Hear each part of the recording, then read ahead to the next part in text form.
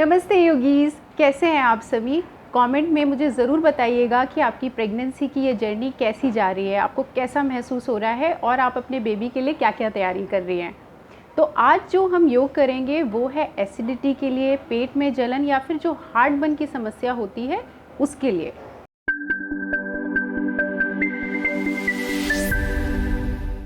अगर आपको भी प्रेगनेंसी के दौरान बहुत ज़्यादा डकार आती है, मुंह में हमेशा खट्टा और कड़वा स्वाद बना रहता है, खाना खाते ही पेट फूल जाता है, छाती में जलन होने लगती है, गले में खराश होती है, जलन बनी रहती है, तो इसका मतलब आपका पित्त दोष बढ़ा हुआ है, जिसके कारण एसिडिटी की समस्या, पेट में जलन और हार्टबर्न की समस्या शुरू हो जाती है।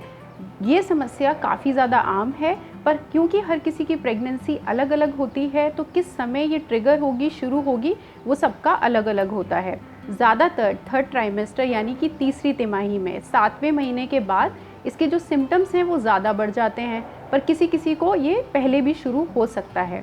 प्रेगनेंसी के दौरान जो एसिडिटी होती है उसके 2 मुख्य कारण होते हैं। एक होता है, सबसे मुख्य, वो है प्रोजेस्टेरोन हार्मोन, इसे प्रेगनेंसी हार्मोन भी कहते हैं। इस हार्मोन के बढ़ने से हमारे शरीर में जो डाइजेस्टिव सिस्टम है उसकी मांसपेशियां लचीली हो जाती हैं, थोड़ी लूज़ हो जाती हैं। वो इसलिए होती हैं ताकि हमारा जो पेट है धीरे धीरे डाइजेशन कर पाए, अच्छे से खाने को पचा पाए। इसीलिए प्रेगनेंसी के दौरान आप जब बहुत ज़्यादा अधिक मात्रा में खाते हो तो आपका जो डाइजेशन है वो बहुत ज़्यादा ख़राब हो जाता है। तभी कहा जाता है कि हर 2 घंटे में थोड़ा थोड़ा खाना खाएं।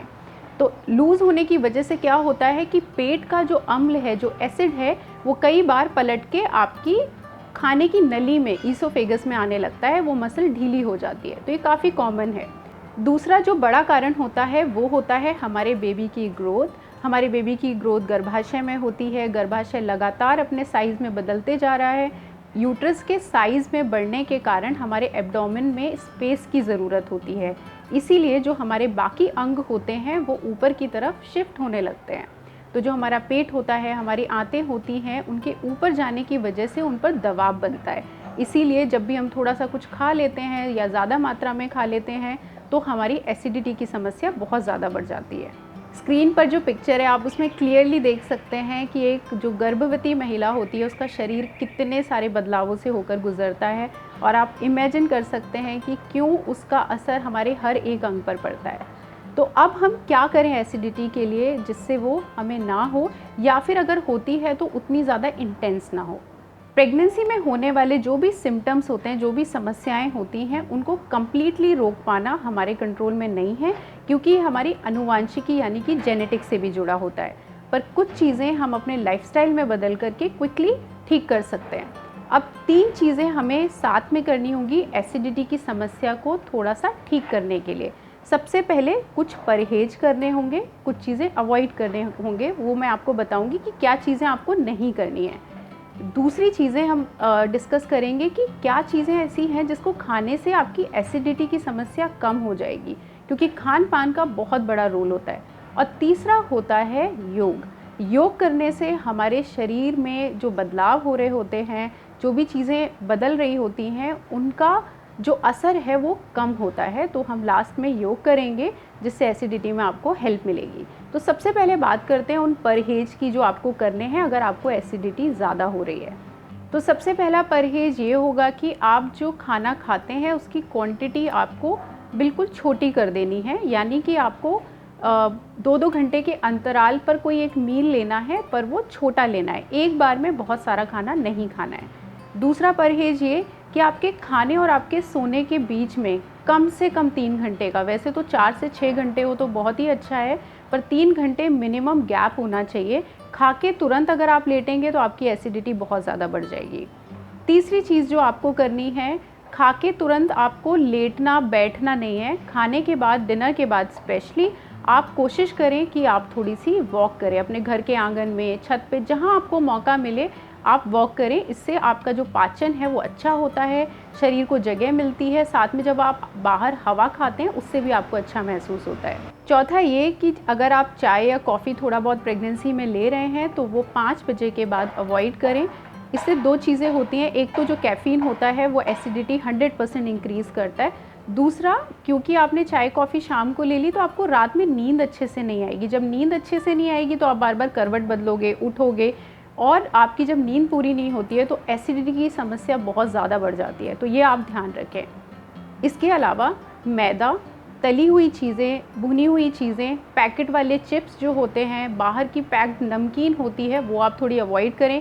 इसके मतलब इसको आप रिप्लेस कर सकते हैं घर के, जैसे आपने थोड़ा सा घी में मखाना भून लिया, रोस्टेड चना खा लिया। आप जो स्नैक्स भी ले रहे हैं वो बाहर का पैकेट वाला ना लें, क्योंकि उसमें जो ट्रांस फैट होता है उससे भी आपकी एसिडिटी बहुत ज़्यादा बढ़ती है। इसके अलावा जो भी खाना हम खा रहे हैं उसको हमें अच्छे से चबाना है। जितना चबा हुआ खाना होगा वो हमारे सलाइवा में मिलता है।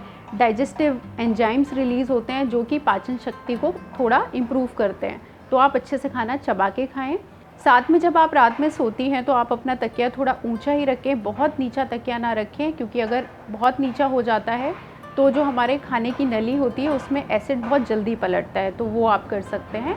साथ में आप अपने पोस्चर का ध्यान रखें। जब बैठें तो अपने कंधे और छाती को खुला करके रखें, इसको ज़्यादा स्लाउच ना करें। कुर्सी पर अगर बैठे हुए हैं तो बहुत ज़्यादा चेस्ट को दबाएं ना, इसको हमेशा ऊपर की तरफ खुला और सीधा रखें ताकि आपके एब्डोमेन को अच्छा स्पेस मिल पाए। इसके साथ आप कोशिश करें कि वायरलेस ब्रा पहनें, क्योंकि जब आप वायर वाले ब्रा पहनते हैं उससे सपोर्ट तो अच्छा मिलता है, लेकिन वो आपके डायफ्राम के ऊपर प्रेशर बहुत ज़्यादा डालता है। तो कंफर्टेबल आपको इनरवेयर पहनने हैं और कॉटन के पहनने हैं, जिससे आपको सपोर्ट भी मिले, साथ में आपकी स्किन को या फिर आपके जो चेस्ट है उस पर किसी भी तरीके का दबाव ना पड़े। तो ये जो चीज़ें हैं आप थोड़ी थोड़ी करेंगे तो आपको दिखेगा कि जो सिम्टम है उसकी इंटेंसिटी थोड़ी कम हुई है। अब बात करते हैं कि कौन सी चीज़ें आपको खानी चाहिए जो आपकी एसिडिटी को अच्छा रखेंगी। बनाना आपको खाना चाहिए, केला। आपको कॉन्स्टिपेशन, गैस की भी प्रॉब्लम है तो उसमें हेल्प करता है। पोटेशियम होता है जिससे आपको स्वेलिंग की प्रॉब्लम थोड़ी कम होती है, वाटर रिटेंशन कम होता है, तो बनाना आपको खाना चाहिए। कोकोनट वाटर, नारियल पानी, हम सबको पता है कि प्रेगनेंसी के लिए बहुत ज़्यादा अच्छा है, पेट ठंडा रखता है, एसिडिटी को कम करता है, तो वो आप कर सकते हैं। इसके साथ जब भी एसिडिटी बढ़ जाए तो आप ठंडा दूध पी सकते हैं। लंच के टाइम आप दही अच्छा लें अगर आपका गर्म मौसम है। अगर ठंड है तो आपको दही थोड़ा अवॉइड करना चाहिए, इसीलिए दिन में खाएंगे तो कोई प्रॉब्लम नहीं होगी। दही आपका ताज़ा होना चाहिए, बहुत ज़्यादा पुराना नहीं होना चाहिए। इसके अलावा छाछ बहुत अच्छी होती है, छाछ में आप थोड़ा पुदीना डाल सकते हैं और काला नमक, इससे भी आपकी एसिडिटी ठीक रहती है। इसके अलावा जो लौंग होती है उसको भी आप अपने मुँह में रख के थोड़ा थोड़ा धीरे धीरे चूसते रहेंगे तो उससे भी आपको एसिडिटी जिस दिन ज़्यादा है वो आप कर सकते हैं। साथ में जैसे सिट्रस फ्रूट होते हैं, मौसमी हो गई, संतरा हो गया, कीनू हो गया, इनको आप कोशिश करें साबुत खाने का। इनके जूस ज़्यादा पीने से भी एकदम, क्योंकि इसमें विटामिन सी होता है, तो इनके जब जूस आप एकदम से बहुत ज़्यादा लेते हैं तो भी आपको एसिडिटी की प्रॉब्लम हो सकती है। तो जूस की जगह साबुत फ्रूट खाएं, उससे आपको एसिडिटी उतनी ज़्यादा नहीं होगी। पर ये फ्रूट आपके लिए अच्छे हैं क्योंकि विटामिन सी इनमें बहुत होता है, इसके अलावा और भी कई सारे न्यूट्रिएंट्स होते हैं। तो जूस से हम साबुत फ्रूट को मतलब रिप्लेस कर देंगे। तो ये सारी चीज़ें करें। अब हम साथ में योग करेंगे जो आपको एसिडिटी के दौरान करने हैं। इसको आप खाली पेट कर सकते हैं और रात को सोने से पहले कर सकते हैं। जैसे खाने के बीच में 3 से 3.5 घंटे का लेकिन गैप होना चाहिए, तुरंत खाने के बाद आपको नहीं करना है। तो चलिए शुरू करते हैं। तो चलिए सबसे पहले किसी भी कंफर्टेबल पोजीशन में आप बैठ जाएं। अगर मेरी तरह ऐसे ज़मीन पे बैठ सकते हैं तो ठीक है, नहीं तो आप बिस्तर पे बैठ जाइए, चेयर पे बैठ जाइए, जैसे आपको ठीक लगे। तो सबसे पहले हम क्या करेंगे, एक लंबा गहरा सांस लेंगे आंख बंद करके।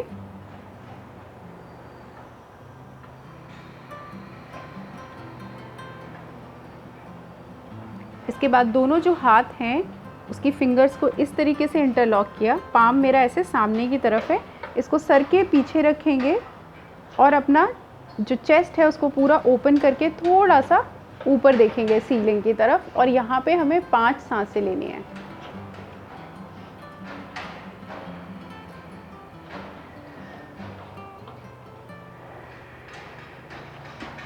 एकदम रिलैक्स हो जाएं, चेहरे पे अच्छी सी स्माइल, आंखें बंद करके लंबी गहरी 5 सांसें लेंगे और फिर धीरे से वापस आ जाइए। तो जब हम हाथ उठाते हैं और चेस्ट ऊपर करते हैं तो हमारे डायफ्राम को अच्छा स्पेस मिलता है, तो इससे हमारा पॉस्चर भी ठीक होता है और एसिडिटी जो वापस आता है, अम्ल जो मैं बता रही थी, वो भी थोड़ा कम होगा। इसके बाद दोनों हाथों को पीछे लेके जाएं इस तरीके से कंधे पीछे की जो शोल्डर ब्लेड है उनको पीछे की तरफ रोल करें, ऊपर देखें। यहाँ पे 5 सांसें।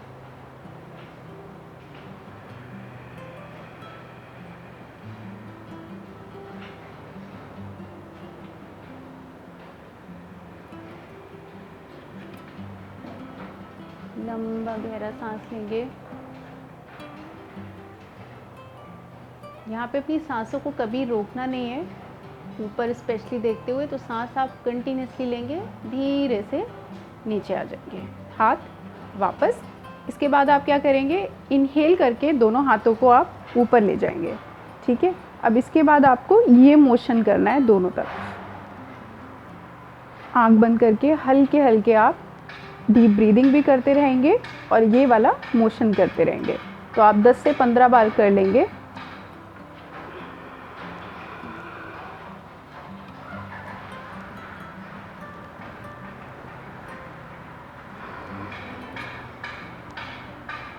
मेरे साथ ही आप करते रहिए और धीरे से अपने हाथों को नीचे लेके आएं। 10 से 15 बार ये चीज़ कर लेंगे। इसके बाद आप हाथ नीचे लेके आएंगे और फिर हम करेंगे सीटेड कैट काउ, बैठे हुए मर्जरी आसन, बितली आसन। तो जैसे आप बैठे हुए हैं, दोनों हाथों को फैलाया, सांस भरा और फिर मुंह से छोड़ें। और ये देखिए पूरा अंदर जाएगी छाती, दोनों हाथ आपस में मिलेंगे। फिर सांस भरेंगे और फिर मुंह से छोड़ेंगे। 2, तीसरा 5 बार कर लेंगे।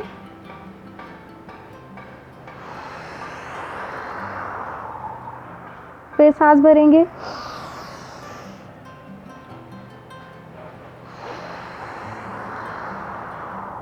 एक और बार। अच्छा लंबा गहरा सांस लें और फिर छोड़ेंगे।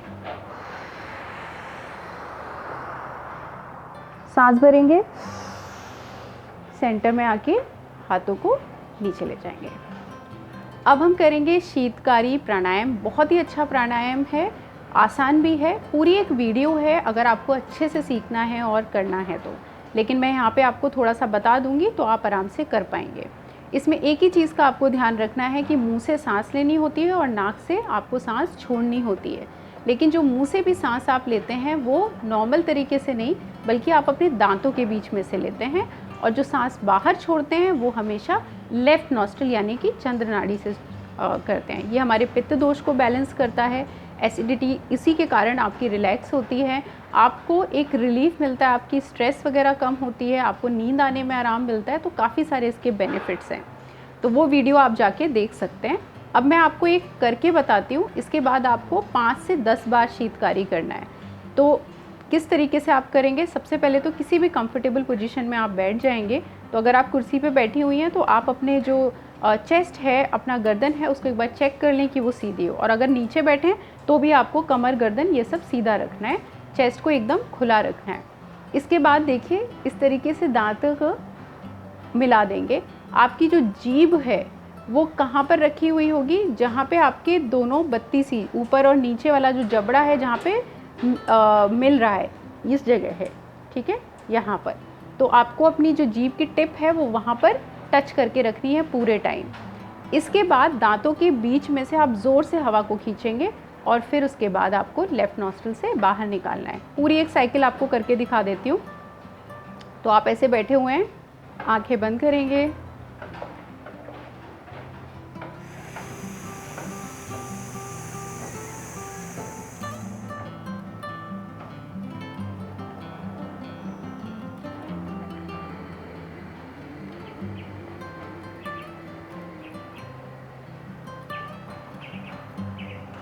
बस यहाँ तक करना है, सांस अंदर बाहर। तो 5 बार कर लेते हैं।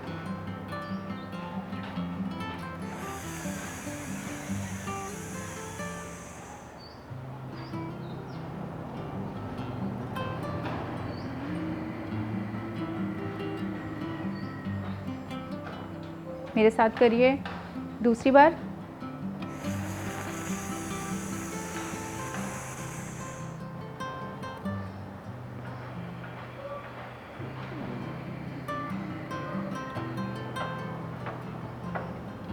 तीसरी बार,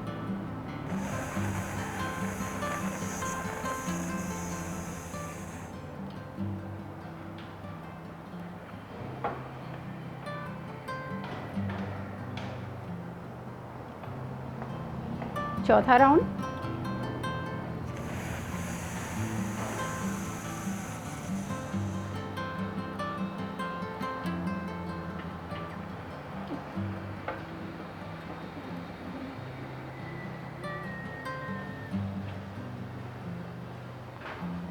पांचवा राउंड,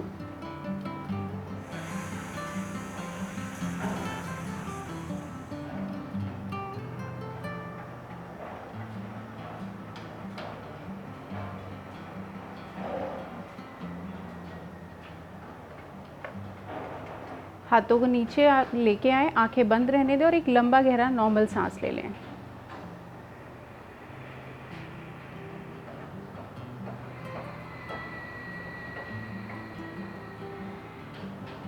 अब धीरे से अपनी आंखों को खोल लीजिए। तो ये हो गया हमारा शीतकारी प्राणायाम। दूसरा जो प्राणायाम है वो है शीतली प्राणायाम। तो डिफरेंस दोनों में ज़्यादा नहीं है, इसमें भी मुंह से ही सांस लेते हैं। इसमें शीतकारी में हम दांतों के बीच में से लेते हैं, शीतली में हम टंग से सांस लेते हैं। और वो कैसे लेते हैं, टंग को पहले हमें एक पाइप की फॉर्म देनी होती है, उसके बीच में से सांस को लेना होता है और फिर सेम वही चीज़ है, छोड़ते वक्त चंद्र नाड़ी से यानी कि लेफ़्ट नॉस्ट्रिल से बाहर निकालना होता है। इसका भी फुल वीडियो है जिसमें आप पूरे बेनिफिट तरीका सब देख सकते हैं, बट ओवरऑल कैसे होगा वो मैं आपको समझा देती हूँ। तो इसमें आपको अपनी जो जीभ है उसको रोल करना है एक पाइप की तरह। अगर आप ऐसा नहीं कर पाते हैं तो आप टंग अंदर रखेंगे और खाली जो लिप्स हैं उनको गोल करके उसमें से सांस लेंगे, ठीक है। और अगर वो भी नहीं होता है तो आप शीतली ना करें, शीतकारी को ही आप ज़्यादा देर तक कर लें, ठीक है। तो दोनों रिप्लेस ऐसे हो सकते हैं। अब मैं आपको एक साइकिल करके बताती हूँ, फिर उसके बाद हम 5 बार साथ में करेंगे। टंग को बाहर निकाला पहले,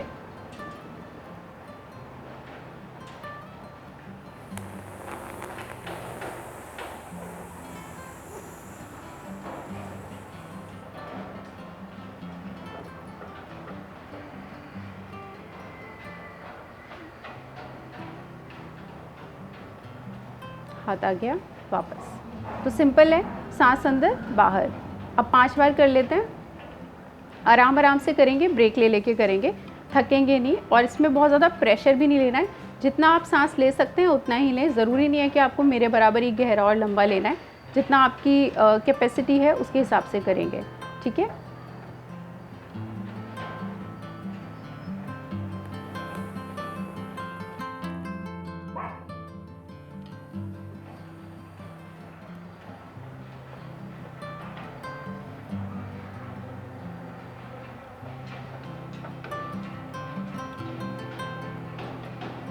धीरे से हाथ वापस, दूसरी बार करते हैं।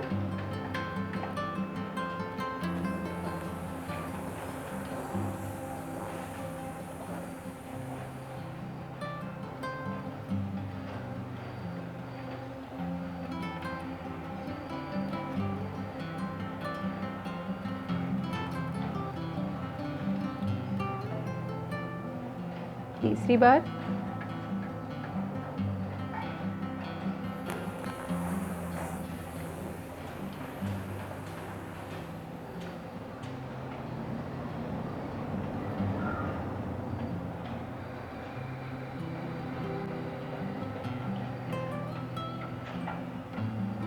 हाथ नीचे।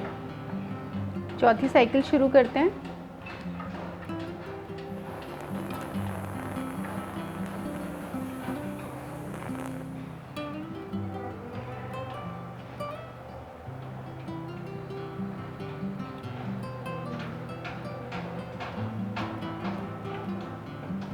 हाथ नीचे, आखिरी साइकिल।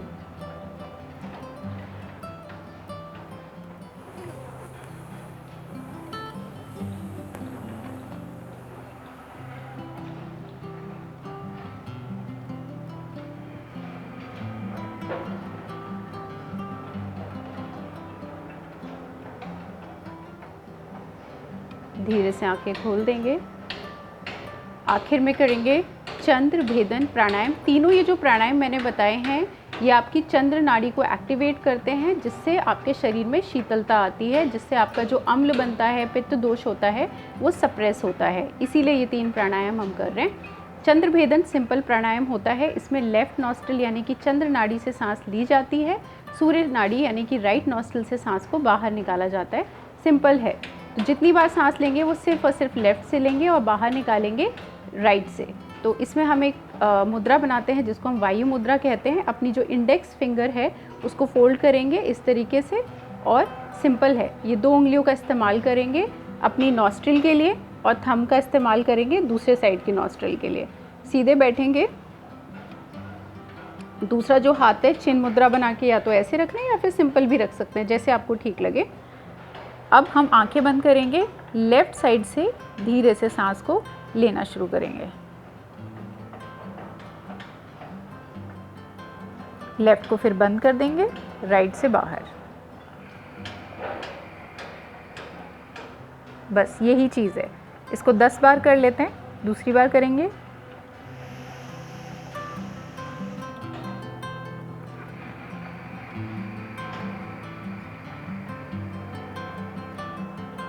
तीसरा राउंड।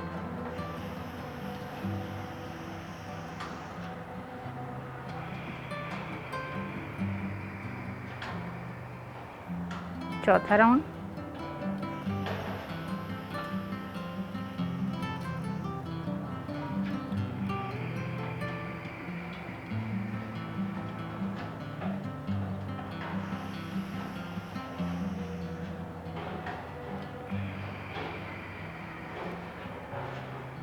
पाँच हो गए। छठा।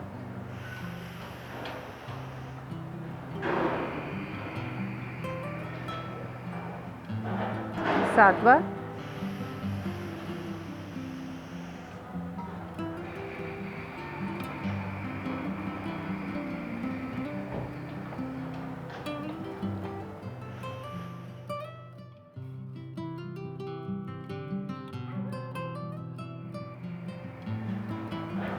दो बार और।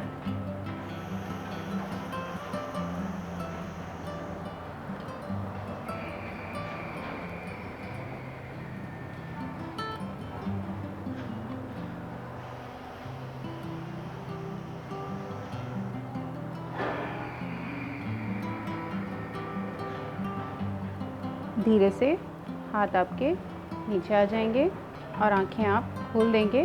तो ये 3 प्राणायाम करेंगे। वो जो मैंने स्ट्रेच बताए थे वो आपको करने हैं। इसके साथ एसिडिटी में एक और चीज़ आप कर सकते हैं, वो है वज्रासन में बैठना। तो वज्रासन में जब हम बैठते हैं तो ओवरऑल डाइजेशन के लिए वज्रासन बहुत अच्छा है। तो खाने के बाद आप वज्रासन में अगर बैठती हैं तो वो भी आपके लिए बहुत अच्छा है। वज्रासन कैसे करना है उसका एक फुल वीडियो है जिसका मैं लिंक डाल देती हूँ, तो वो भी आप प्रैक्टिस कर लीजिए। तो आशा करती हूँ कि आज का सेशन आपको अच्छा लगा हो। फिर किसी और टॉपिक के साथ आपको दोबारा मिलूँगी। तब तक के लिए नमस्ते।